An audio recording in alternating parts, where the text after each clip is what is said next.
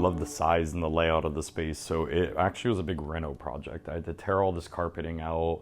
I had to restructure the walls, repaint them all, only to make the mess that is the constant state of chaos that's always my studio.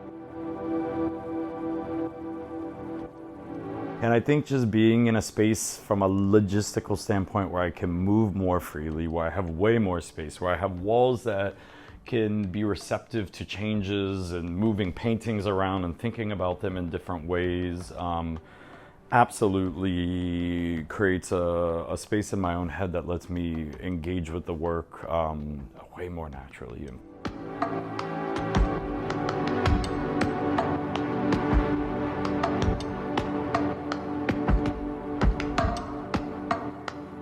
We're often asked this question around places having this impact, but it's said without understanding that age is passing in these different places too. I was in my 20s when I was in Johannesburg, and I'm 35 now, and I moved to Paris in my mid-30s at 33, and so it's also a matter of the cities have met me at very different points, not just in my life, but in my practice and in my development of my work.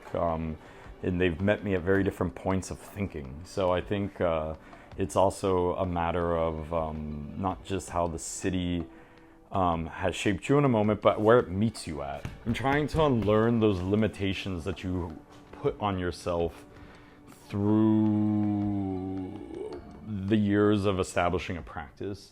You make a painting enough times, you work with a color enough times, you do something well enough for long enough, inevitably you get good and you get comfortable. So really, I'm trying to unlearn that hesitation of fear.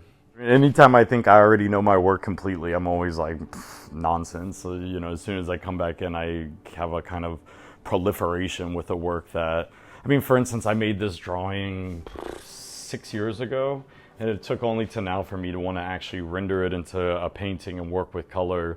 And it was kind of a drawing I made and threw to the ground, I think, in my when I was on residency in upstate New York years ago, and there was just something about this kind of auto-portrait from of an idealized version of myself or a memory of myself from a younger age that in this body of work now, in this moment that I'm thinking about questions of love, of loss, of the period of my life when I was in the closet as a teenager, of the violence, but also the different ways I manifested love in that time. It was like, okay, this needs to actually take on form.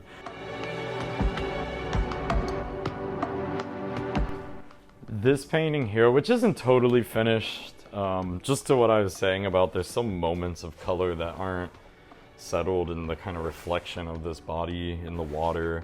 But I mean, it's interesting because this painting started when I was back in Joburg last year working with a dear friend who's a printer named Sarami, and we had made this little plate of essentially this composition, and it was honestly not that great. I didn't love it, but there's something that really bothered me in how the plate played out and how the colors came together, and they were wrong, but in a way that triggered something in my head.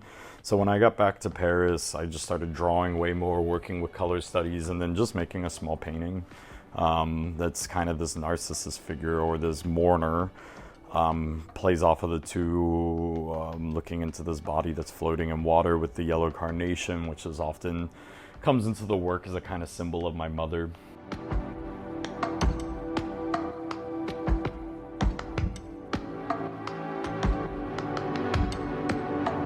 And it's funny, that's why I said it's almost entertaining to me to watch symbolism creep up. I think there was some sense of purity or nonsense like that that I thought was worth pursuing around just having things be what they are.